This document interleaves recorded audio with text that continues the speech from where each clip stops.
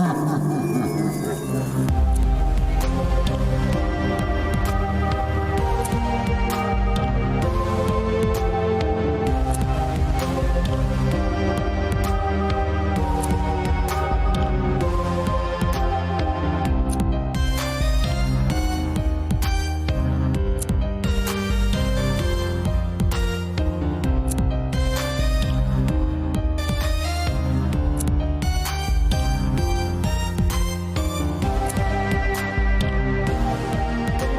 morning, good afternoon, good evening. Welcome to the Treehouse. I am here with my co-host, Bandit.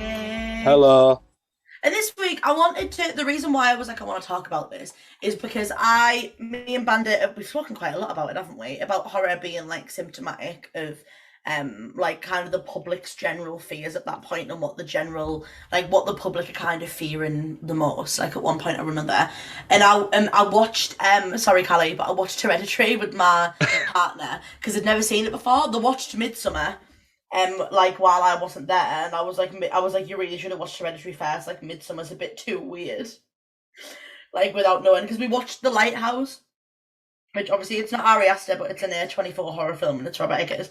So and he really liked it. So I was like, oh, we should watch Hereditary, and he watched Midsummer with one of his friends, and he was like, it was really fucking weird, and I was like, yeah, I was like, I feel like you need a bit more of like a I don't know how to describe it. Like I feel like you need a bit more of a slower introduction to how weird Ari Aster's like work can be. Um, and so we watched Hereditary, and I was watching it, and I was kind of because I've seen it like quite a few times now, and I was thinking like I wonder, like I don't know whether or not it's just a normal haunted house, but I was like I wonder if this has any kind of like prevalence to fears nowadays because it only came out in 2018. I was like, I wonder if it's got any kind of reflection of kind of societal fears, at least in around like the late 2010s, like even if it's not now. And so I was thinking about it, and I was like, I want to talk about it because I don't know, because obviously it's way easier to talk about it with older films in hindsight, so it's a bit harder to judge it. I think when you're like living through whatever the fear is. What for Hereditary, you mean? Yeah. So I'd argue it falls under the same paradigm of not the paradigm, the same category, sorry, as what the fuck's it called? Jeez, Babadook. Yes. I feel it falls under that because it'd be a fear of emotional expression and vulnerability. Because the entire purpose of Hereditary is about grieving. And I know they throw in this sort of like the supernatural element to it and the Demon King and all that shit. Mm-hmm. But like the entire part of it that is the most dominating through the film is the grief of Toni Collette. And obviously like the rest of the family obviously grieving as well, but they're showing it in different ways because Toni Collette is the central figure, and she just wants her daughter back, which is a fair enough. Like you can't argue with that, but it's her grief and her obsession with it that's destroying the family. Yeah, well, obviously we've talked about this before, but Ari Aster says it before. It's a horror film. It's a family drama. Like it's about like kind of, which I think watching it again, because obviously on a first or even second like watch through, obviously you're focusing mainly on the stuff that makes it scary.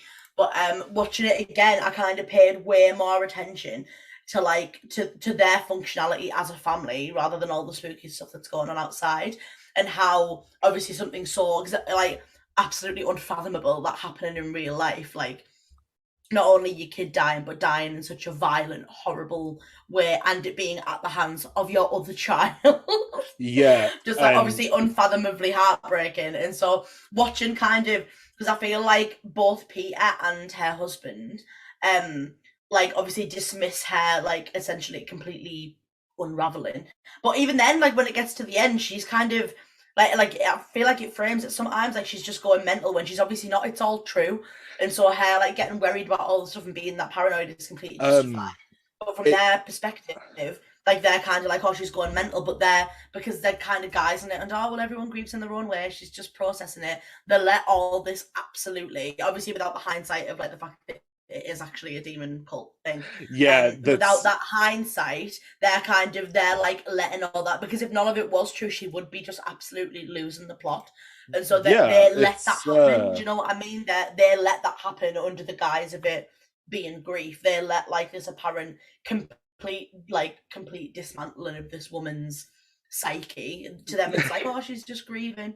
Like, I'm like, she's just grieving. Like, let's just sit and watch while she saws her head off with the piano wire. Yeah, but that's what I mean. Is obviously like they go along side by side where all because we have as an audience know that all their beliefs and all of their worry are completely justified. Oh, and yeah. If maybe because obviously it gets to I just like honestly because that's I think my third time watching it in painful attention anyway. And I noticed way more about it. I feel like even though I love it, like it's one of my favorite films. I feel like I paid way more attention, like to kind of their dynamic as a family, because obviously when you watch it, well, the film was framed completely different to what it ended up being. But then when you watch it through the first time, it's like, oh well, it's kind of like obviously they just think she's like mentally ill and stuff like that, and going through it and kind of, especially, oh my god, rewatching that scene where they have the argument over the kitchen table, and it's so insane. It's just I just think Toni Collette's fabulous, but I just think it's a really, because I feel like a lot of families do that. Do you know what I mean? A lot of families kind of just, especially I think more so in England, because everyone kind of like hides their feelings a bit more. I know it's set in America, but I feel like we can relate to it even more. This idea of everyone will just plod along and not say anything and get on with it until it's at a complete breaking point. That's the kind of thing of the British stiff upper lip. Like, our stoicism is, the thing is, right, it is an admirable thing about Britain, how like we will go through the worst fucking tragedies as a nation, yet we'll still go to work the next day just because, you know, I've got a job to do. You know, that's like people like turning up to offices in the Blitz like after bombings and shit and just being like behaving like nothing's going on. Yeah, which like, and it's fucking hell. It's like, first off, that is so demoralizing to whoever's trying to fuck with you. Yeah. But, like, one of the I was watching a fact feed video and there was a woman at the time who said like she actually enjoyed the Blitz, and like when she was like, why? She goes, oh, because I've had a week off of doing the housework and I got to know the neighbours. It's like, yeah, fair enough. Well, I think that's kind of every cloud with an explosive lining, I guess. I feel like it's a similar thing to, like, I've spoken to, like, so for me, obviously the pandemic was awful, like hundreds of thousands of people, millions now across the globe, people dying. But the pandemic for me, like, just as an individual, was fantastic. Like, it really helped me, like, kind of figure out who I am, kind of figure out what I want to do, and all that stuff. So I feel like people managing to take the good out the bad is kind of that. But obviously I feel like that film is an example of when intervening at the first sign of, like, someone going completely mental, like, is probably the best thing to do, rather than just leave it, because obviously they left it and now they're all dead and they don't have heads. That's what, yeah. It's like the thought of it being like, I think the Babadook does grief better than Hereditary. I do prefer Hereditary as a film. I just think the Babadook does it better.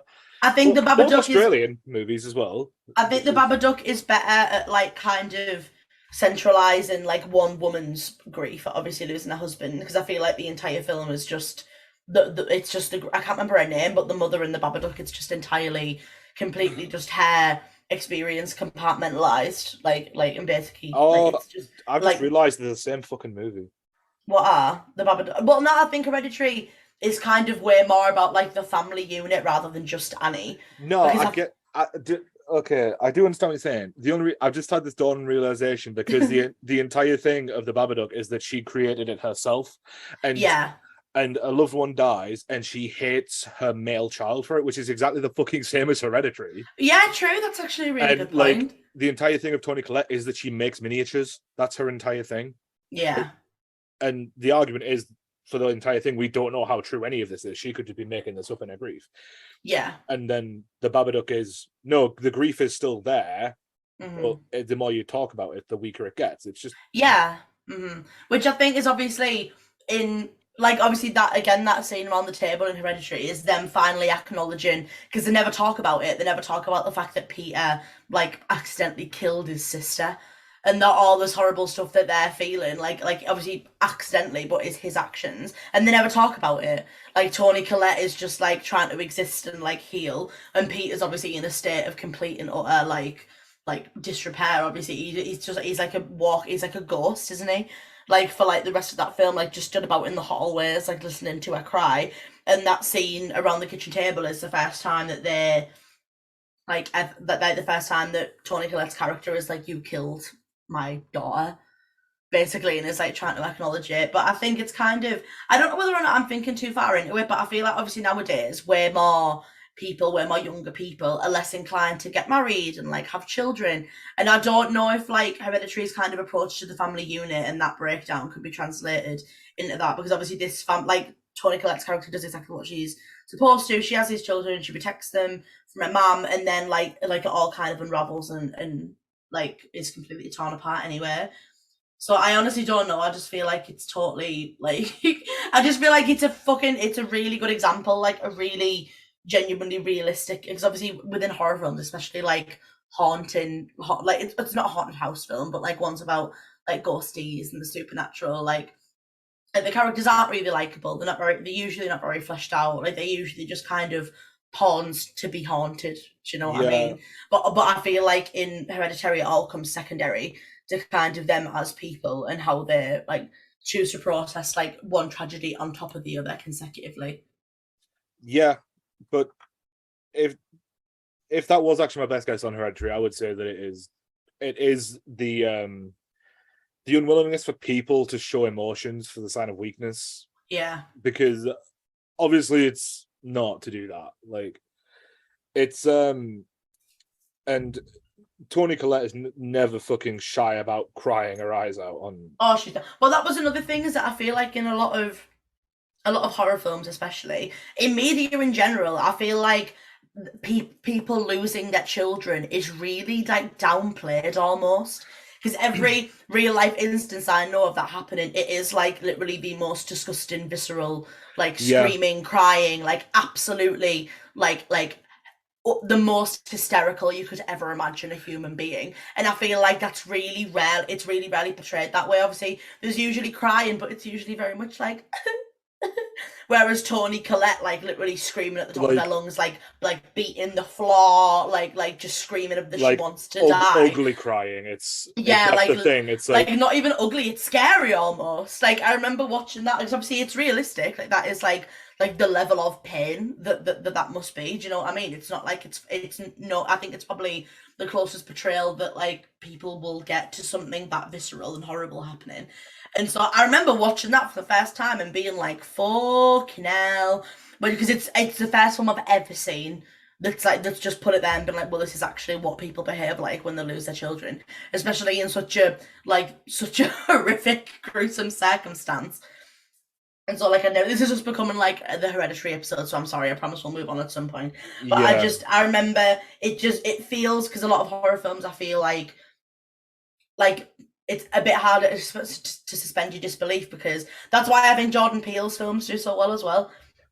Because it's so much more realistic. The reactions and the behaviours of the people in those films are way, way more realistic than the majority of horror films, especially like haunting and possession type horror films. I feel like a lot of the time, like anything that would have like a visceral impact on the characters that you meet just aren't explored at all, and they're just kind of like, oh, they're just getting scared. Like it's just what's happening. Like even when the children die, when they get thrown about the room, like and stuff like that, their reactions aren't as outward as they would be if it was to happen in real life. But I feel like in Hereditary, like even when Toni Collette's character was like, what the fuck, and when she's at her mum's funeral and she's like, well, I didn't really know my mum that well. She's like it's. I just think it's very honest. It's very, very real, like for lack of a better term. I think it's definitely done well. Like some other big ones that we can sort of talk about is like not. That's the thing. Not every horror film that gets released will be a true symptomatic fear. Like, because you have to look at a lot of these things as well. Is that we're talking about when you create a new horror franchise for the most part. So if you're doing something, obviously like the Halloween remake, they're still symptomatic of the time they were released. Yeah, exactly. But for a lot of people now, it's an introduction to the franchise, which is great because they are really good introductions to who Michael Myers is. Yeah. But and obviously no one's going to say that like a giant like hulking behemoth of a human wearing a William Shatner mask coming at you with a knife isn't scary. Yeah. I mean, like that is, but like the fear of Halloween, Ryan Hollinger did a video on it, the suburban nightmare, not knowing what your neighbors are doing, and that's all about that's Cold War stuff. Yeah. The Friday the 13th, it's not as deep as this, but like there is an analysis that you can argue that it's anti-hippie culture. Yeah. Because shit, yeah. The first one more so than the rest of them. But like particularly the first one, because like Jason Voorhees drowned because two camp counselors were fucking instead of doing their job. Well, that's a pretty like around that time. There's a lot of things of like these people were punished because they were having sex. Like a lot of the time, it's these teenagers were having sex, and that is wrong, and they needed to die. It's like there was, like a pretty common theme. There was it's one of the things that started the tropes. Like there's two ways to look at it, because like it's most of the time you look at sex with positivity. It's a thing that 99% of people enjoy, and you can assume that while these people are in a blissful state where they're having fun, the horror comes in and strikes. Yeah, that's the way you can look at it, and that's when, like, you know, the highest high meets the lowest low. But then you can also look at it as like, oh, this is punishment in the case of Friday the 13th, because to be fair, they do deserve to be punished. They let a child drown because they were banging. Pamela Voorhees was justified in being mad, right? But then there's the other one, which is definitely a lot more as Friday the 13th went on. It's just like, yeah, we need to make it horny because people will watch it, and it's like, I mean, fair, I guess. There is some comedy to be had with it a lot of the time. What is it? X is one of the new movies where I think they are making like a porn movie, like a porno or whatever. Yes. Apparently, it's excellent. By the way, apparently X is really, really good. Apparently, it's like. Well, I have a colleague at work who is really, really like incredibly well versed like in horror films. Like he'll be like, "Oh, have you seen this like a film that I've never heard of and that no one I know has heard of?" And he'll tell me all about it. But he said that he watched X. He watched X when it came out in the cinema, and he said it was fantastic. He said that it's a slasher, but they write the characters really well, so you properly give a fuck about all the characters when they die, rather than it just being like, oh no, blood. Like, it's apparently they're all very fleshed out, and it's like quite not upsetting, but when characters die, you're like, oh, I didn't want that to happen. Like, I didn't want to lose that person in the story. Apparently, it's really, really good. I really want to see it for the novelty of it more than anything else. See it. I really want to see it. Sounds fabulous. Things like obviously things like Get Out is there's no hiding that it's about it's like a race relations movie. Obviously, yeah, absolutely. Like that's an integral theme. And symptomatic at the time is it's the symptomatic fear here is not for how do I say this? It's not really like it's symptomatic of a particular group, so it's a symptomatic of African Americans as opposed to like every fucker else. But the way it's done like is honestly really good. It's because it's not even just like for the it's not even just for the political message of it, because the political message, I think, it's for a movie of what it's trying to be, it's done really fucking well, and it's a really great way to use the horror medium. Yeah. But, it's a plot line that I really did enjoy. Like I loved it. Well, I liked Us more, just for various reasons, but I just loved it. I just thought it's very well. That, like as I said earlier, it's very. I think even for people, because obviously we're two white people, we can't really relate to. No, like, we can't. Jordan Peele puts forward in that film, we can't put ourselves in their shoes. However, the fact that they behave like real people, like the fact that they're not just like, oh my god, something spooky's going on. The fact that like the main character, when weird stuff happens, he's not like, oh, something's afoot. He's like, what the fuck are you doing? He's like, that's not right. That's he's like, fucking, it's my favorite bit of the entire film, and it's so minuscule. There's someone talking to him. They have like a little garden party outside, and there's someone talking to him, and one of them says something really weird, and he just looks at them all shifty eyes, and he's like, okay. He's like, what the fuck? Rather It's than being like, oh, there's something afoot, he's just like, all right, fucking weirdo. He's like, bye. I remember watching that scene where like the family was saying, oh, like we, the superior physical aspect is what we admire about you and everything, and it's just like, hang on a minute, what? It's like, oh. This this is sitting very strange. But I think that's obviously because that's the deliberate one as well. Yeah, that's obviously deliberate because that's what people actually say. It's obviously fucking ridiculous. But I just think it's so good. But even in because I feel like us is like a political statement on such a larger scale. Do you know what I mean? I remember watching it, like the whole like Hands Across America thing, and oh my god, and the people being underground and all that stuff. Oh my god, I just remember it, and it blew me the fuck away when I saw Us for the first time. Like I went to see it with two other of my friends, and we did the whole walk home in just complete silence because I was like, this is fun. Obviously it's funny and it's fun, but I just feel like it invoked that end. There's like that end shot where there's the helicopter over the hills, and it's just miles and miles and miles of all the I can't remember what they're called. I was going to call them altars, but that's totally not the word for it. But just miles and miles and miles of the people from the underground, just as far as the eye can see, just all holding hands. I remember being like, "Oh my god!" But then you have things where it's the fear of violence, yeah, which is obviously a common thing. Mm-hmm. So that's where you find things like The Purge, which I think for what The Purge is, it's very, very fun. Yeah, no, I agree. I love the concept of it, and I know it's Michael Bay who produced the first one. Yeah, but I love the concept of it because I love how it just rolls with this fucking batshit absurd idea. Well, have you seen the second one? I've seen all of them.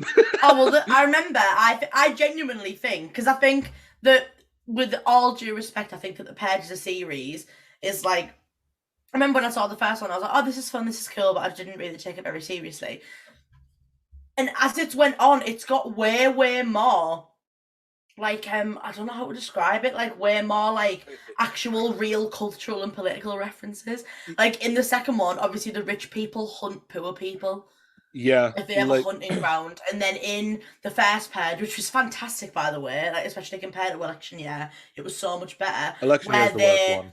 Where they obviously they test the Purge on this the lowest income part of the country. They test it on there and they're like, oh, because they're all poor and they're all black and they're all like it's not like rich white people. They're like, oh, they're bound to be violent. Yeah, they're bound to like kill each other. And then when fuck and all they do is all they do is have like a little party, and so they send the fucking army in. Yeah, and, kill them all to push the narrative. Yeah, I remember seeing this and being like, "This is way too real." It's like for the Purge, this is way too like it just hit way too hard. That was the thing, though. Like, one of the big criticisms of The Purge is that the concept is interesting. Like one night a year, all crime is legal, which that's a really interesting thought process to look at.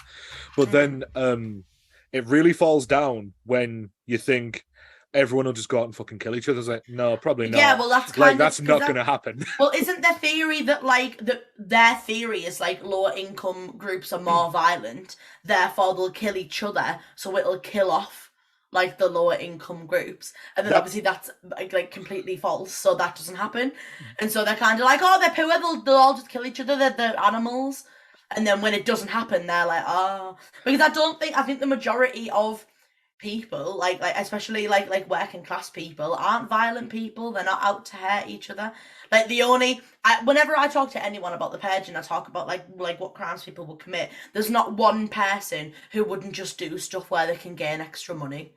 Yeah, no one wants to hurt anyone. No one wants to break any laws. I've never even heard anyone be like, oh, I'd do loads of drugs. It's literally all of it is just like, oh, I'd rob a bank. I'd like go into a shop and take some clothes. Like it's all like a means of gaining more assets. Like it's all a means of like helping yourself like in the long run. It's one of the things that I find like majorly interesting though. Like the concept of the Purge is like, I've been asked like, oh, who would you kill in the Purge? And it's like, well, no one. No one, yeah, no one. But if I had to, James Corden. No, I wouldn't. Sorry, James. Yeah, I wouldn't. I wouldn't go anywhere fucking near him. Um, no, like that's the thing. Most people wouldn't. Most people would either steal stuff, do loads of do a fuck ton of drugs, Mm. maybe like do a bit of vandalism. Like no one's gonna go out and kill each other.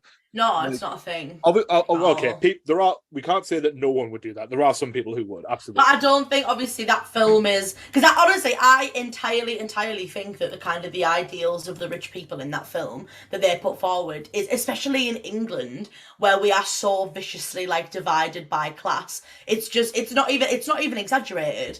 This idea that working class people are all like savages and they're all like animals and they're all violent, horrible, heinous, when it's not the true. We're all just friendly, like we're all just normal, friendly people. Like no one wants to hurt each other, no one wants to upset each other. Everyone just wants to have a good time, and so it's not even exaggerated. No, I think like it's not. That's the thing. I think The Purge starts off like at the beginning of the franchise as this dystopian thing, as like a thing of this is so far removed from what humanity is like it's really not. Like obviously that I don't think anything like The Purge will ever come into effect, obviously, but I think if it was there, the behaviour of the rich people and the people in charge isn't a far cry at all, like in the slightest. I think it's completely like paralleled by like the world that we live in now. what I think's really interesting though is that the first Purge movie, like the original one with Ethan Hawke, that movie, you start with a rich family, and they don't want to do anything. They just want to hunker down and see the night out and enjoy themselves. And it's one of the weird things where, like, I would argue that no matter, most people, rich or poor, would do that. Like, they would either chill out at home and just try and survive the night in that circumstance, or they'd go out, get pissed, do a fuck ton of drugs and steal stuff. Like, they're not going to kill each other. But then you see, when you introduce the college kids or whatever, the best character in the entire fucking franchise, by the way, the main villain of the first one, I love him so much. I want him to read me to bed. But even then, isn't the divide in the first film that there's someone outside begging for help, and the dad who owns a security company is like under no fucking circumstances, and the kid's like, no, we need to let them in, we need to help them. Yeah, the kid lets him in, and that does cause the dad. And obviously, I was gonna say it, like it shuts everyone up, doesn't it? But again, I think that's just obviously that's like it, because I feel like the dad is obviously like no, and I don't think that's a matter of him being like rich and evil, because I know that he's got a lot of money, but he's not in power. He's not the one organising the purge. You know what I mean? He owns a security company that sorts out protection for people. Yeah, he just wants his family to survive. Yeah. As brutal as it sounds, I think it's perfectly reasonable for him not to let some rando cunt that they don't know him. Like, even if it's someone who does need help, in that circumstance where you know they are being chased by people who are armed, especially when guns are legal, like completely at that point. I think Ethan Hawke was reasonable to say no. I think that, but I don't think, because I think it's obviously, I feel like that's kind of a reflection of like how far are you willing to go to help other people, because I feel like nowadays there is this, like, obviously as politics get more divided, it's more so one side's kind of like every man for themselves and the other side's like no. And that's like kind of what the divide is. Yeah. So one side's like you need to look after you like yourself and your family, and the other side's like no, we need to look after each other like as a society. And so I feel like that idea of like how far are you willing to go to help other people, like what are your boundaries, like in that film, obviously in that film there's someone that's willing to risk their entire family and being in danger to help this one person, there's someone that's not. And so kind of that idea, because obviously it's easy for people when you watch them situations, like fiction, to be like, oh, well, I'd do this, when I don't think anyone really, because part of me is like, logically, you shouldn't let them in. Logically, it's one person out of 7 billion. It's still a life, but obviously it's like that one life versus what, 6 or 7, like inside your house. But then I'm also like, I would not sleep at night. I wouldn't. If I left them out there and they died, like I wouldn't. If I knew it was the right option, I still just like I wouldn't. I'd feel awful, but like, you know, there is a line to be drawn. I think you have to, but you as a person have to decide where the line is. Like, would you risk your entire family to help this one person who you have no idea who they are? Yeah. And like if it was me on my own in a flat or in a house, it'd be a bit different. But like it's if it's an entire family, that's where you have to really think about it. Yeah. And especially considering that what the villains of the movie were doing was perfectly legal at the time. It's morally true. wrong entirely, but Mhm. legally it's fine. It's like so like that kid letting the homeless guy in caused the deaths of not only every one of the group who were purging, the father, two of the neighbors, and Yeah. like I think the first movie has got a really good premise, but it's confused as fuck. I'm not gonna lie, I forgot he was homeless. I think if he was homeless, I'd let him in. Just because I'd be like, you've had a very hard life, like, come inside. I mean, which I think is obviously like, because they're obviously, that group is like, oh, they're homeless, therefore there's less value in them. Which that's is the not difference. what I believe. Obviously and so I not. kind of, because honestly, I'm not being horrible, but if it was like a guy, like a really rich person who had a lovely life and they were like in their 70s, I'd be like, not like you can go ahead, but I'd kind of be like, you've lived the best life, like available to people. Do you know what I mean? Like if it was Elon Musk, I'd probably be like, your money can go somewhere else, like Godspeed, soldier. But like a homeless man who's like had a horrible life anyway, I'm just like I just watching him die so horribly. I'm just like, because even if they end up breaking in and he dies anyway, I'm like, at least he died knowing someone tried to help him. Like at least he died knowing someone like attempted to save him. Whereas if I didn't do that, if I didn't let him in, he would be dying in the knowledge that I did not care and that I wasn't bothered about his life, which I think would bother me for the rest of my days. But then my jumping off point when I wrote up The Purge was The Strangers. Oh, don't even fucking start. That movie, The Strangers, oh my God. That first movie was fucking amazingly done. Oh, it really was. It really was. And the whole thing I really love about it is that line where it's just like, oh, why are you doing this? It's like, you were home. Because you were home, which I was just about to say. I feel like, I don't think that's kind of like a generational thing. I don't think the theme of this like comes in waves, but I think the idea of motiveless crime that's just horrifying in general. But it's one of the distinctions you can make between like a crime of passion, so like a crime of passion where someone kills for emotion. That's generally the more brutal ones. They're the ones you see, like husband or wife or whatever kills the other because of whatever's went wrong in the relationship. That kind of thing. That's where you see the brutal stuff. I watch enough Dexter to learn that.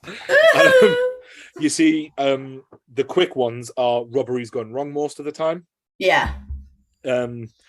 Serial killers are different in their own thing, but where it's motiveless, that's when it's just like, I'm going to do what I can when I want. Why the fuck? With like absolutely no regard for like, and especially when it boils down to it, it's not like, because obviously it's still obviously awful and horrifying, but when you get like serial murderers or people that commit awful crimes and they're like, oh well, someone told me that I think I've spoke about this on the podcast before, but there's an interview with a man who was like severely schizophrenic and he killed his mum and his stepdad because he there was like obviously voices in his head saying that they were going to kill him, like saying that they were like working for the devil and that he was going to die and that he had to kill them first. And now that he's like he's on like antipsychotics and he's had therapy and like now he's like an improved person, he's like absolutely torn apart by like the fact that he committed this crime. And I think even though crimes like that are horrible, like I feel like not sympathy for him, but I'm kind of like, that must be awful to like experience being that far gone, like being that far kind of down,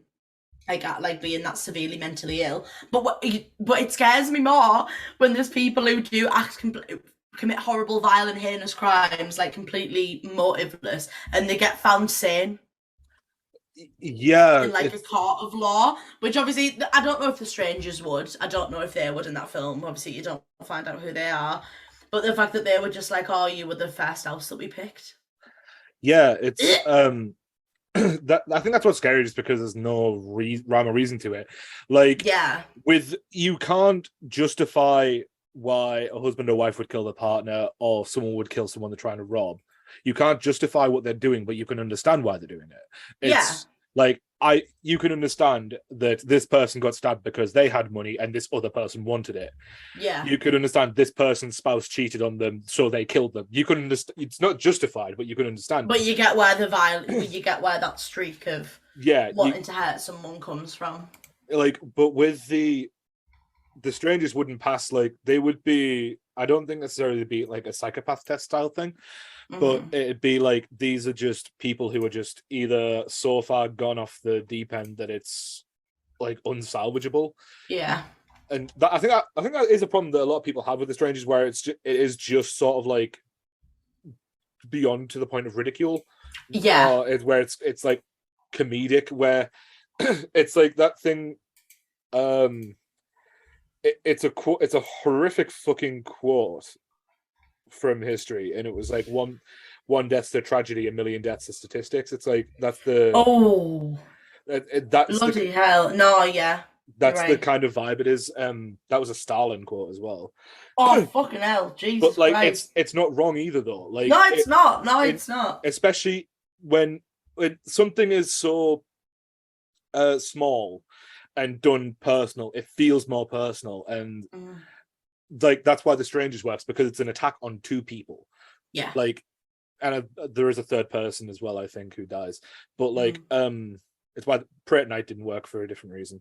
But the entire thing is that like it feels so fucking personal. Yeah. As an attack, and that's why it's scarier than something like a huge disaster movie, like say 2012 or whatever. Well, I was just about to say, when it comes to like films where people are killed en masse, I feel like you don't feel, because you don't know these people, you don't know their individual lives, so you can't connect to them as like a fellow person.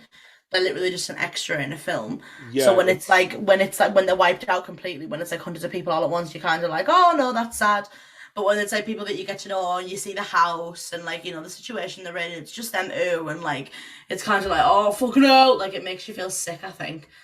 It's just like, obviously that's just like when there's less people, like when a film, like have you seen Hush? I don't think I've seen Hush. Oh my god, you need to! It's so good. Hold on, give me a minute. Is this I'm thinking of Dead Silence. Let me Google what Hush is. So I'll give a preface for the audience in case anyone hasn't seen it. No, it's a film. I have seen this. So it's a deaf woman who lives in a house on her own, like in the middle of the woods, and someone comes to the house to try and murder her, but obviously she can't hear. And for the sections of the film that are from her perspective, you can't hear anything either. Yeah. So it's like silent. So you see movement in the background. You see him breaking in. You see someone that he's about to kill banging on the glass to try and get her attention, and she can't hear them. So she doesn't turn around. And obviously that film, her being disabled anyway, kind of makes her like. It just adds to the vulnerability. Yeah, it adds to it. Makes her more vulnerable, like kind of more. So when you put someone who's like who's a woman who lives on her own in the woods, who is deaf. It kind of like, it's like a quadruple whammy of like reasons to worry about that. I'm sorry, but like with all due respect, if you live alone, you're in the woods and you're deaf, fucking hell, you've not given yourself. Yeah, I'm just like ballsy. I'm I'm sure there's a reason. I'm sure that they give. I could be completely making this up, but I'm sure that they give a. Like I'm sure they give her. I'm pretty sure she's a writer and she goes there to write. That's what I mean. Like she goes there for like I'm gonna see if I can see it, because there's a reason. Because I'm pretty sure I could be completely making this up. I could be confusing it with something else. But I'm sure that someone says to her like, "Why are you living in a shack in the woods on your own when you're deaf?" Yeah, so she's deaf mute. She's deaf and mute. Fucking hell. She's deaf mute. Yeah. Jesus, oh my god! She's had a rough... Oh my god! Oh. Guess what? So I'm reading.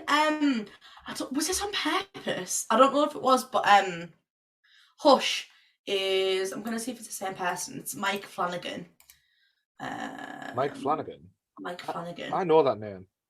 It is. Oh my god, it's him. Oh my god. Right. So I don't know whether or not this is just me being stupid and everyone else already knows this, but Mike Flanagan is the producer of like the creator, writer, editor, director, whatever, and like general overall main guy on the Hauntings of series. Yeah, Haunting of Hill House. Yeah, and so I'm reading this. I was just reading the start of it on Wikipedia to see if there was to see if it's listed it as that actual house or if it listed it as like somewhere she lived. And it says, hoping to advance her career following her publication of Midnight Mass, which is the newest thing by Mike Flanagan. What a cool little Easter egg! Sorry, that's like, I fucking love, like, Bandit knows how much I love Midnight Mass, so that's made my day. So, oh my god, this is, do you know what, right? This is completely fucking different genre, but there is, there's an anime, it's a Studio Ghibli movie, I think it's called Romance of the Heart or something like that. Mm-hmm. And the main character, she's writing a book called The Cat Returns, and then The Cat Returns is another movie. I love shit like that. I think that's so cool. What a lovely little Easter egg. But obviously this film came out in 2016, so Midnight Mass came out 5 years later. So either he already had Midnight Mass as an idea and he shelved it, or he's like called it Midnight Mass as a little reference. How fucking cool is that? Mike Flanagan also did Gerald's Game and Doctor Sleep, which are 2 of the best adaptations. He did those? Yeah. Oh my god, I love you, Mike.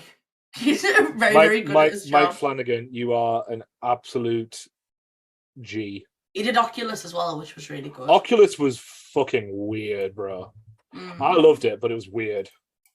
He's got something coming out called the Midnight Club as well. Yeah, I want Midnight Club to kind of be like a more adult version of Are You Afraid of the Dark, even though it's absolutely not going to be that. Yeah, it's a group of 7 close, terminally ill young adults that reside in the Rotterdam Home Hospice run by an enigmatic doctor. They meet at midnight every night, tells you the scary stories. Oh my god, it is! It is. I'm happy. It's just me and Bandit like crying over Mike Flanagan. No one understands how much I love Are You Afraid of the Dark. One night they make a pact that the first one to succumb to their disease is responsible for communicating with the others beyond the grave. After one of them dies, bizarre occurrences begin. I want to watch How fucking good does that sound? That sounds amazing. The finished production last year. Yeah, it's in Fall of House of Usher. Is that just Usher's record label collapsing? wait, oh my god, he's doing an adaptation of Something Is Killing the Children. Of what? There's a comic book I read earlier this year. Something Is Killing the Children. It's like monsters that you have to be able to believe them to see them and shit like that. If that's the same one, then I am so damn happy that he's doing an adaptation of it. Is it good? That title is really endearing. It's really good. Something Is Killing the Children is fantastic. It's also there's also a spin-off called House of Slaughter, which is... I've heard of House of Slaughter. I think we've discussed House of Slaughter before. Yeah, I think they call it the Slaughterverse, the entire thing. But yeah, it's the House of Slaughter universe, and I am wicked happy if he's doing that. That's right. I'm gonna for those who don't know, me and Marcus do talk quite a bit about like comic books because we both really like the creepy ones. So I'm just gonna send like him a bit of a screenshot saying there's a movie in the works for this. How fucking exciting! Or a movie or a series. I think there might be a movie. I actually can't believe it. I'm gonna be super happy. Right, let's get back to Symptomatic of the Time.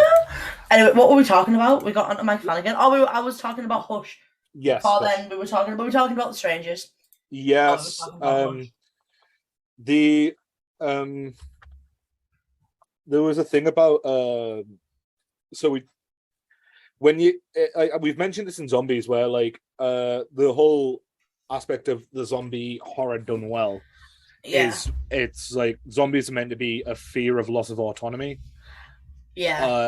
or the erosion of humanity. Well, Zombies is, for lack of a better term, my favorite like kind of example is that there was this humongous boom in zombie related media after 9/11.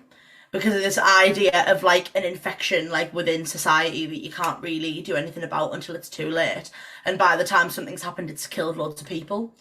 I think it was it Ryan Hollinger that talks about it. Probably everything I reference is Ryan Hollinger, but he talks about 28 Days Later like coming out and being like a really good example of like this idea of terrorism becoming a thing at the same time that zombies kind of got more popular, and this idea of an infection within Western society, like a violent, rampant infection that like obviously costs a lot of lives. That is again probably not a good phrasing, but my favorite example of it. I think it was the one that made me kind of go, oh my fucking god, like that's insane. Like what made me start like really thinking of horror on like a larger scale, and like kind of the fears, because obviously fear is so subjective, like what people find scary is so subjective, but this it was kind of what made me start thinking about horror on less of a surface level. Like what made me kind of think of, whenever I watch films, kind of made me think about like the intentions behind it and what type of fear it's trying to evoke in people. Like when we watched The Lighthouse, and when I was reading about it, it doesn't have like a listed genre because there's so many people arguing over what genre the film is. I think I would argue, just on a broad spectrum, it's a psychological thriller or a psychological horror. But it's kind of, but it's scary, but really not in a way that I've ever known from like a film before. It's because it's like the idea. It's one of the things where like the idea is the isolation is the scariest part of it, and like because you feel like you are confined with these two people, and you are getting cabin fever watching it, and that's why I'd argue it's a psychological horror. Well, I think it's James from Dead Meat that says kind of the confusion of the film is that they're both like unreliable narrators. That you don't know who's telling the truth. You don't know whose perception is more accurate. You don't know if Willem Dafoe's telling the truth, and you don't know if Willem Dafoe's telling the truth and Robert Pattinson's losing his mind, or you don't know if everything Robert Pattinson's saying is legitimate and Willem Dafoe's just this evil man who keeps killing his like his bunkmates or a second hand or whatever they're called. And I think that is, and it's all the way, like, obviously, that I think that carries through all the way to the end of the film. Like, spoilers, but Robert Pattinson kills Willem Dafoe, and he gets to the light inside of the lighthouse, which Willem Dafoe's protected really, like, viciously, like, for the entire film. Like, would not let Robert Pattinson got anywhere near it for the entire film. And he gets to it, he opens it, and there's, like, this really famous shot of, like, him screaming, and all the sound and all the visuals go all distorted and negative. And no one really knows why he's screaming. Like, the most common one I've seen would mean that Willem Dafoe is telling the truth and that Robert Pattinson's just coming undone, basically. Because I've heard, my favourite theory is the idea that there isn't anything in the lighthouse. Is that all this time Robert Pattinson's been fighting and assuming it's this weird, insane, like, supernatural force, and that's why it's been so protected by Willem Dafoe, and the idea that it is literally just a lighthouse, and that he's done all this stuff, destroyed his life, murdered another person over the pursuit of this light, only for it to be just exactly that, just a fucking light. Yeah. That's where I think the isolation is probably the big horrific theme. And I think as well, it's the fact that, like, obviously with a lot of horror films, there's a lot of, what's the phrase for it? Is it poetic irony? Where the audience knows something that the characters don't. Dramatic irony, that's it. I'm thinking of poetic justice. So, like, there's you pretty much always, like, obviously a lot of the time in horror, you get multiple places, multiple people, and you piece it together before anyone else in the film does. But with The Lighthouse, not only do you not get to piece it together, but you're left with more questions than answers, like, at the end. And so not only are both the people that you're relying on to tell you the story, you don't really know what's going on with them, but the fact that the film doesn't give you enough context, doesn't give you enough clues, like, kind of puts you in multiple different directions. The fact it does that you can't even fully trust your own judgment of what's going on. So you couldn't, because you can't look at it and go, well, if I was in that situation, I'd do this, and this, because you don't know, because you don't actually know what's happening. Do you know what I mean? Yeah, no, I get that. Yeah, which is scary, not knowing the crack. The unknown. The fear of the unknown is the big ultimate fear. Yeah, legit. That's why people, even though they'll never admit it most of the time, are still scared as soon as they turn the light off in the room that something is going to grab them. So they'll move out quicker. Mm-hmm. It's why people always look over their shoulder, even though there's no one there. which I'm doing right now. Now that you're saying it, which I'm doing literally as we speak. The only reason I know I'm fine is because there's a wall directly behind me. I'm sat against a wall. Well, I should probably, sometimes I think because of the amount of horror we talk about and because of the amount of horror that Callie tries to make me consume, and you right now, Callie, I always think my desk really, because my desk is in the corner of the room facing the entire room. So I've got a full exposed room to my back. The only good part of it is that the door is to my left. So if anyone comes in, I see them. But however, the window is blocked by a television stand and a really big telly. So if any demon had his face pressed up against my window, I wouldn't see. Like that entire thing, where like the face presses up against the window, that's horrifying at anything, right? But like, it makes me want to be sick. That is genuinely, because I'm not scared of the dark. Like, I'm not scared of the dark at all. But the whole thing of looking out a window into the darkness and seeing someone there cripples me. Like, yeah, honestly, I can't. Like, in my mum's house, obviously I lived there before I moved out, she had a really big back garden and then the kitchen, and we had like a kitchen and a back room, and she knocked the wall through, so our kitchen was now a big open plan kitchen with like a couch and a telly like over the other end of the room, and it's like there's like one big window where the sink is and then two glass double doors. And so I'd come down on a night and all the curtains would be open. I'd be like running like within an inch of my life, closing them all so I didn't have to look out.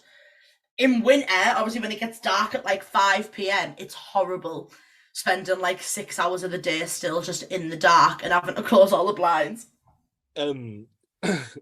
So on things that aren't reflective of the time, my actual current favourite horror film, in all sincerity, Fear Street 2. Mm-hmm. I love Fear Street so damn much. I know.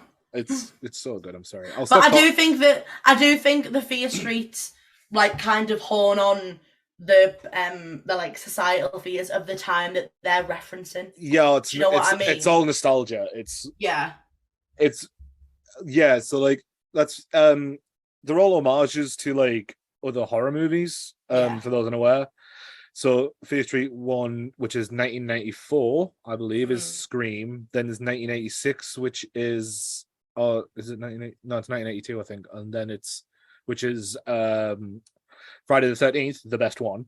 Mm-hmm. And then I can't remember the fucking number on the last one, but it's that's like 16. It's 16. It's 16, something like shit like that. I'll find out if you keep talking. I'll let you know. And it's like The Witch, The Vavitch. The Vavitch, as we have to pronounce it, because that's how it's styled. It's 1666. You're right. 1666. Great Fire of London. That's what the big fear is.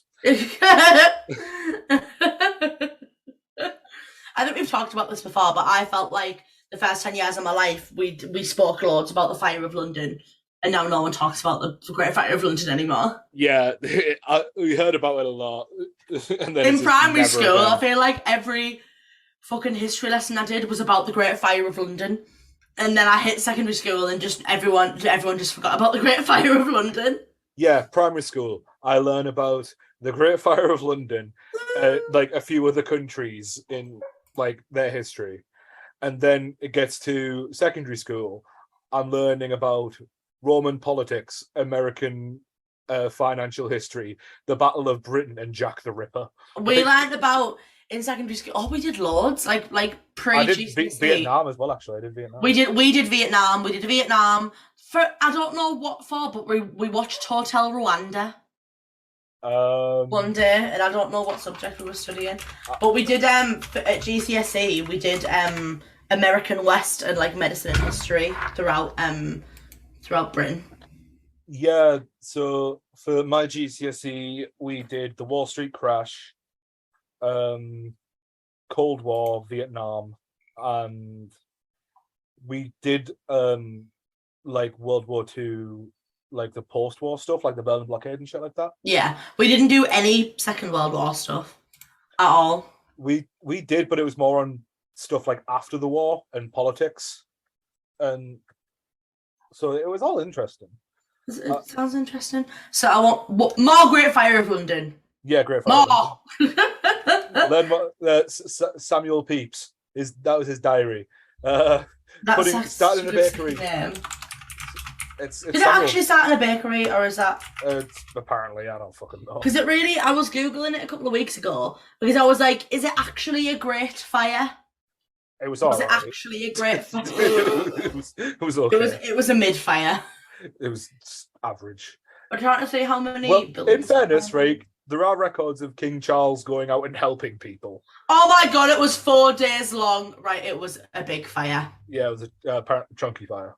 Mm-hmm. Well, I remember when I was in primary school, they were like, "Oh, the Great Fire of London," and they were like, "Just so you know, not great in the positive context." Me going on being like, "Oh, ma'am, the teacher said that the 4 days of fire in London in 1666, the teacher said it was amazing." Sounds like 30 days of night. I was like, just the whole. This is going back to like a little bit like entry level horror, which I think fears straight to an extent. Like stuff like I've read of the Dark Goosebumps. I had a really cool idea what I thought, and it's sort of like a Scooby-Doo inspired ish thing.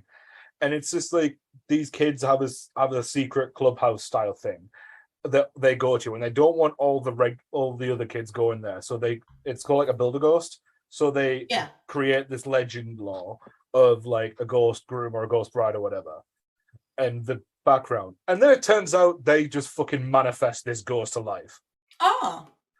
Beautiful. And I mean, obviously the entire idea is that if you think somewhere is haunted, you will have haunting symptoms. Yeah. Like, if I sincerely, I could take you to any location in the UK, Holly, and if I tell you that the place is haunted, you would more likely to experience symptoms. Absolutely. Every single time, I'm with anyone at all, and they go, "Oh, look at that building! Isn't it nice?" And it's even remotely old. I'm like, it's haunted. It's haunted. It's filled with ghosts. When I was looking for a house to buy, I was like, no old houses. I was like, I don't want ghosts. I want ghosties. I want to go to a haunted McDonald's. I would love that. I would love that. As long as I get fed, I'm not bothered. We'll have a uni house. I remember when we were looking around, obviously the people that were about to move out were in there. And the woman that was renting it to us was like, "Any questions?" And I was like, "Is it haunted and is there good water pressure?" And they were like, "No, it's like the water pressure's fine. The house isn't haunted," which was a fucking lie. It was. But they were like, "No, no." And I was like, "Is it haunted?" Because it was a big old a 9-bedroom Victorian townhouse. I was like, it was haunted. It was so haunted. I mean, one of the things I've said I'd do before is like, for charity, I would do an overnighter in a haunted location, like a haunted house.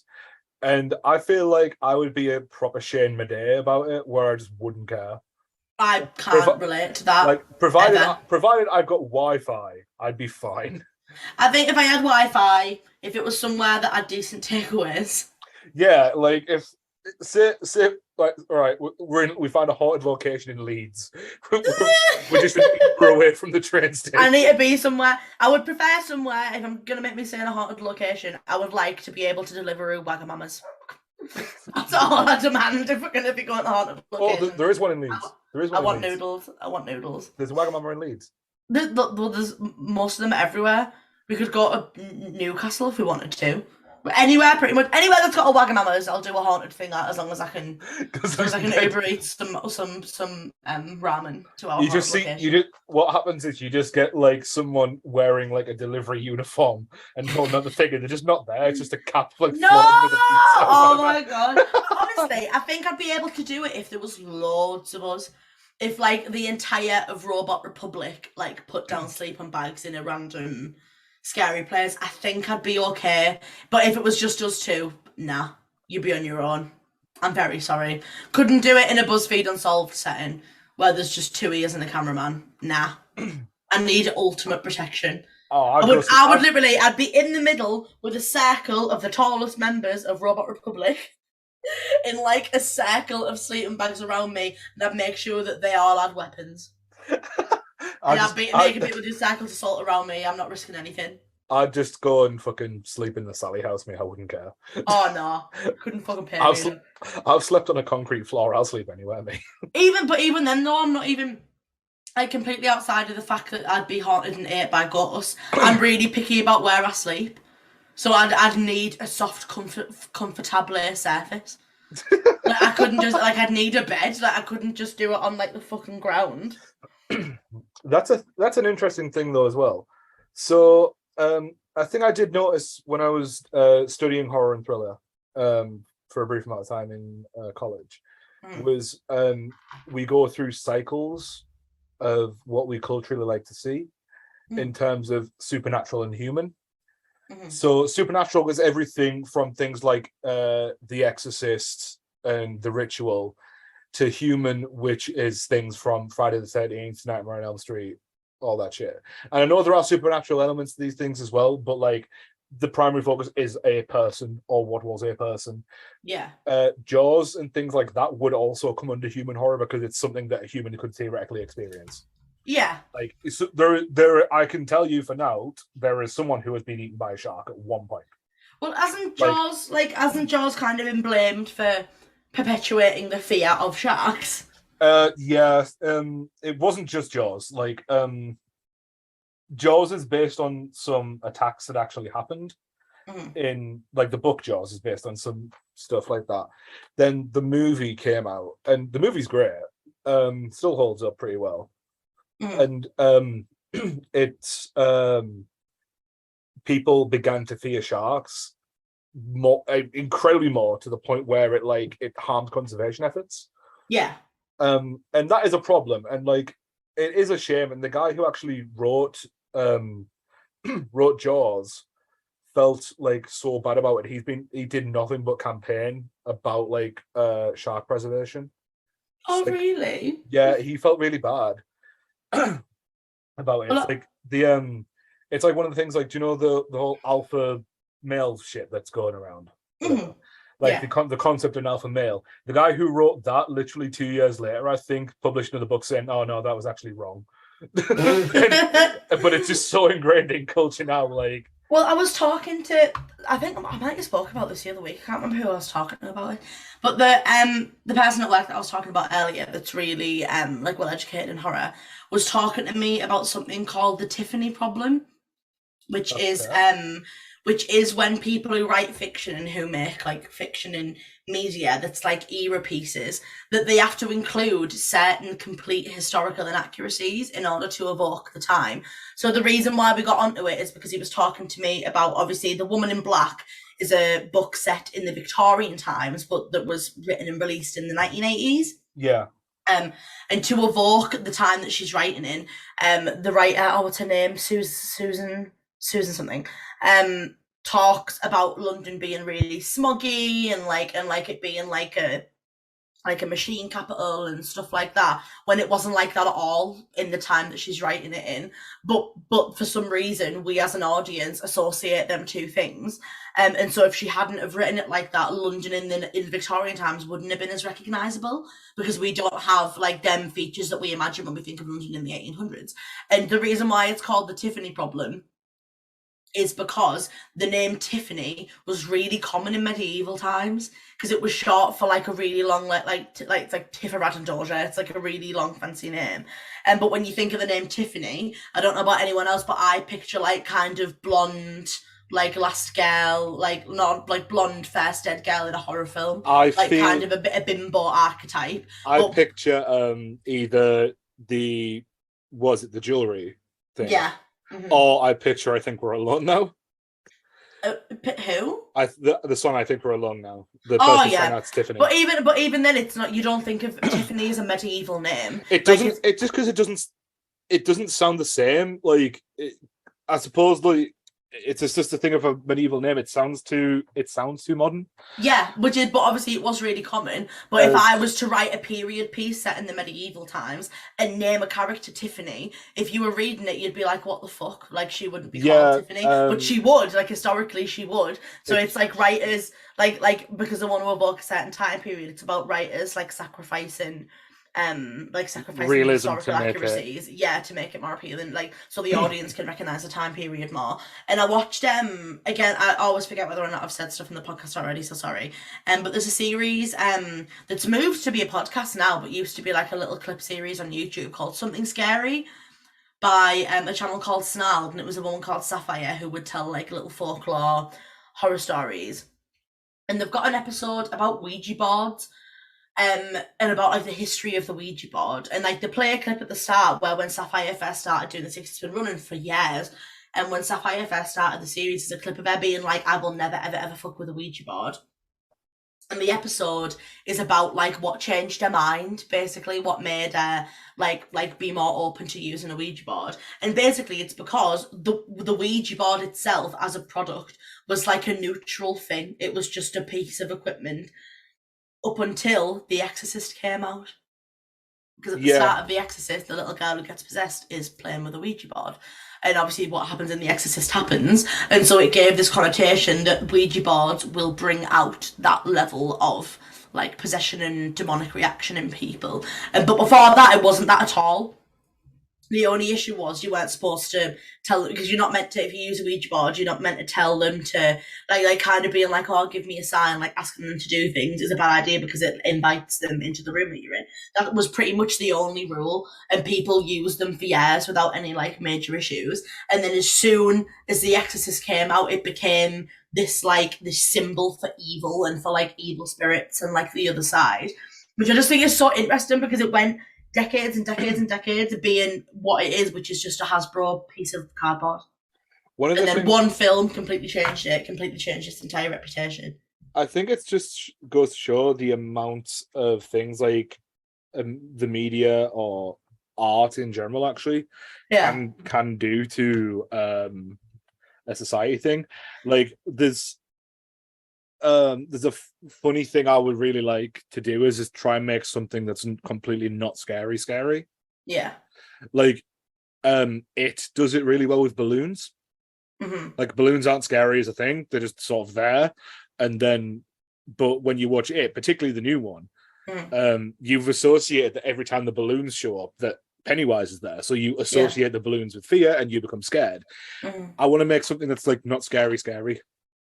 I think it can be, well, even like stuff like Oculus, it's like a mirror, isn't it? But even then, I remember, whenever I think back to anything that people find inherently creepy, it can be like essentially directly linked to like pieces of media. Like I remember when I was like kind of late primary school, early secondary school, the Blink episode of Doctor Who came out, and it made me and all of my friends that watch Doctor Who really fucking wary of statues. Really, and even to this day, I still kind of get a little bit freaked out. We used to have these little pot statues in our garden when I was a kid, and it made me horrified of them. I couldn't go in the garden and look at them. My dad had to turn them round.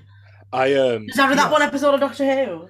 Yeah, see, like, I remember that I was in secondary school when that came out, and I remember having to walk home from my grandmother's once. And on one side of the road was a cemetery, and the other side was a bride shop, like a bridal shop. Yeah. And on one side I've got weeping angels, on the other side I've got fucking mannequins. Like, I'm in a no-win situation here. But this cannot happen. All they need is a little child in a gas mask. But and I'm running home. But like, one of the two things I want to say. Another time, like another weeping angel encounter was like a lot more recently, only about 3-4 years ago, maybe. I was doing a food delivery somewhere fucking hell, it wasn't the town where we live in, it was just outside. It was a really fucking fancy house, and it was just delivering some food, and I get to the door and knock, and while the guy's getting the money, I just as you do, I just sort of look around and see what's going on. He's got a really nice garden, and right next to my feet there is a small statue of a weeping angel. No, it's not like a Doctor Who one. It's just like and it's like, hang on a minute, what? Oh my god, I'd be sick. And it's like, I mean, it was nowhere near Halloween either. So like, I was like, literally, why is that there? Like, why? Obviously, it didn't fucking move. But like, but then like, I heard the story of how Stephen Moffat came up with the idea of the Weeping Angel, and it's a really, really cool story. And it was like, he was saying I think he lived over the road from a cemetery, or like lived nearby one, and he saw like a statue of a weeping angel in the cemetery, like just because you would see them in the cemetery. That's where they were before. Yeah. And then like the next day it was gone.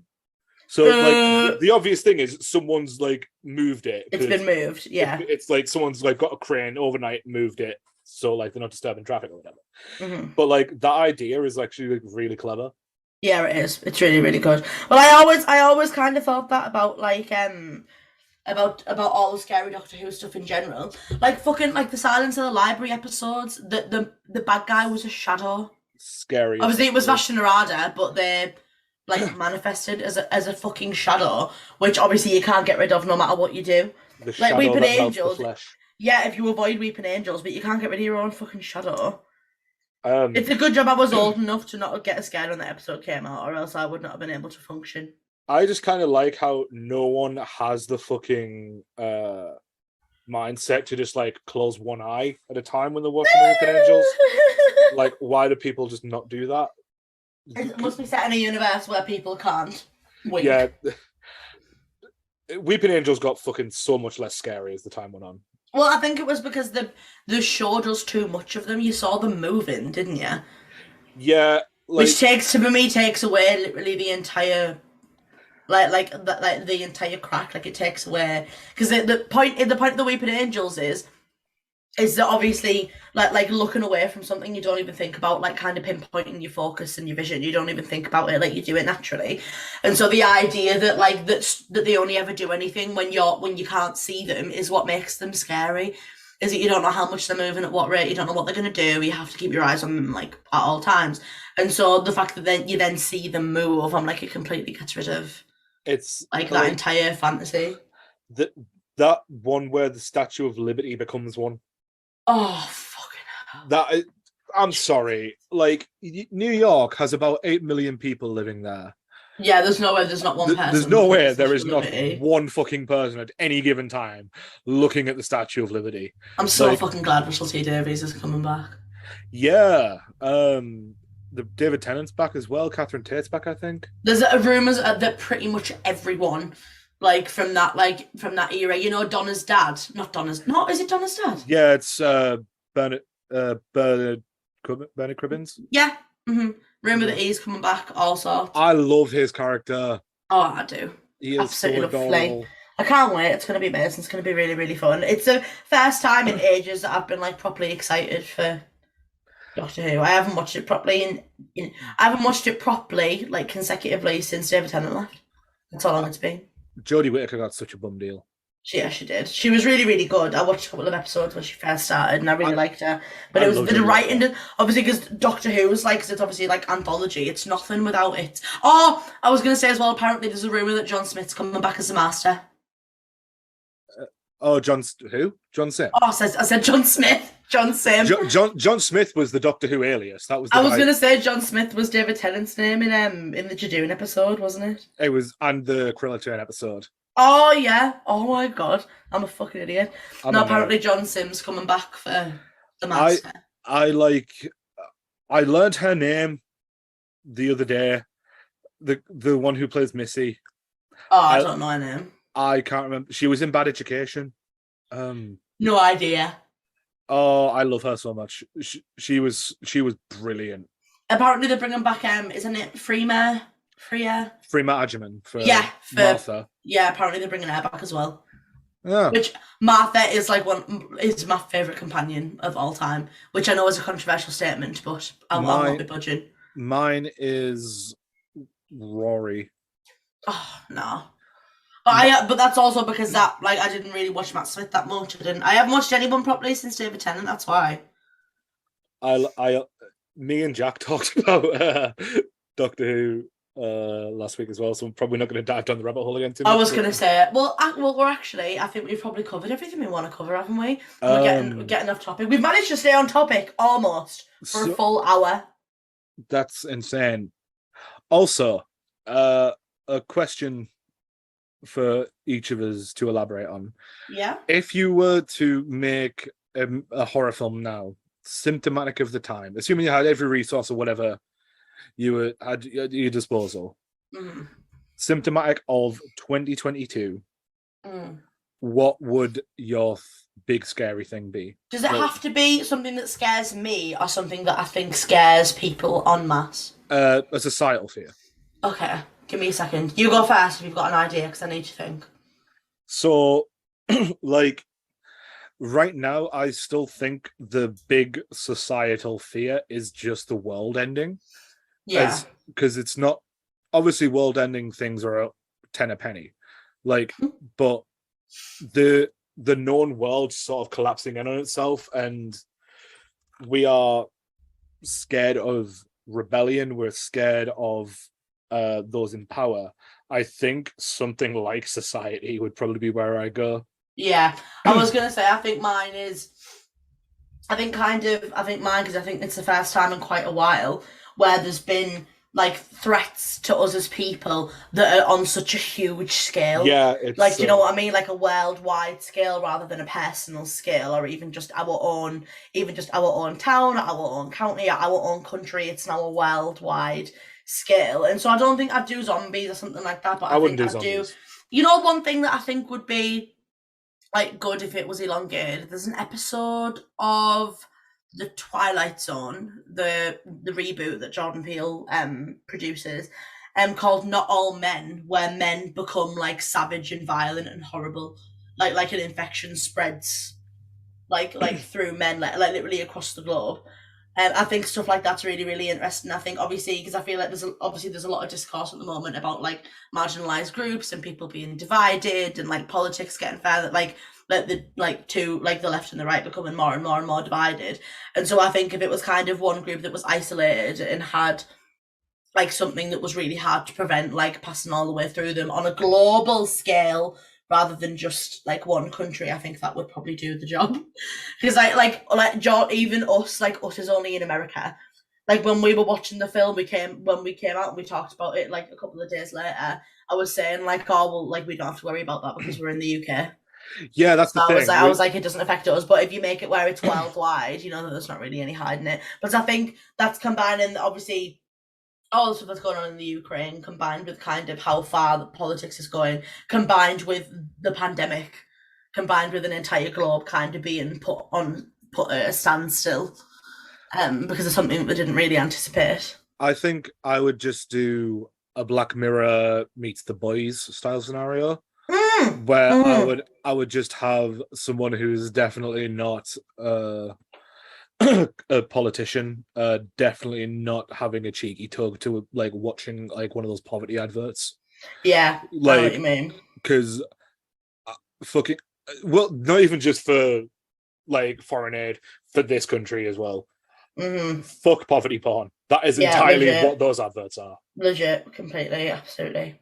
I just have a big charity executive stroking themselves off to it. That's entirely what it'd be. Well, it's like kind of very light-hearted comparison, but Megan Thee Stallion has a song called very out of fucking left field. No, but have you seen the video for Thought Shit? You've seen it? Yes, I've seen it. We were talking about it before. Yeah, and for anyone that doesn't know, the music video is this politician slagging off Megan Thee Stallion to another like an old white guy slagging Megan Thee Stallion off to another old white guy politician, and when he leaves the room, he starts tugging himself off to Megan Thee Stallion, and then he has like a fever dream of just being surrounded by black women in like scantily clad clothes, like kind of threatening him almost, and him being like, oh my god, no, and then him waking up and being like, oh my god. Because obviously he's like criticizing these women, but then it's a really common thing for the most racist parts of America to be the ones that search up like porn with black women in more than any other place. In the Flesh did something like that. Like it's a zombie thing, but like people can be brought back to being conscious from zombies. That's like that's the entire premise, and like obviously there's campaigns against it, and it's like. It's slightly more understandable in the Flesh. You can sort of understand the side of we don't want these people who literally ate our friends being able to integrate again. Yeah. Obviously it's not right, but you're kind of like, no, I do see what the deal is here. Yeah. But like there's this one of the politicians, like one of the local councillors, is campaigning like vehemently against it. But he has an absolute fetish for the PDS, partially deceased syndrome. Yeah. He has an absolute thing for the dead girls.